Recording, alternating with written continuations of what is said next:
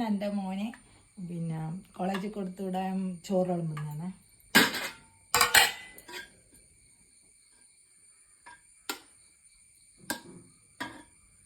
ചോറ് 2 കണ്ണിമാങ്ങ വെക്കാം.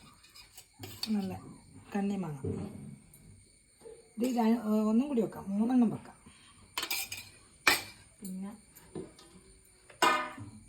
ഒരു മുട്ട ആംപ്ലേറ്റ് വെച്ച് കൊടുക്കാം.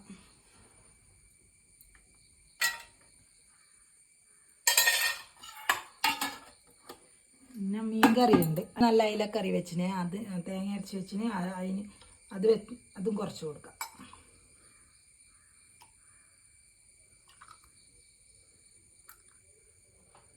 കഷ്ണം ഇട്ട് കൊടുക്കാം.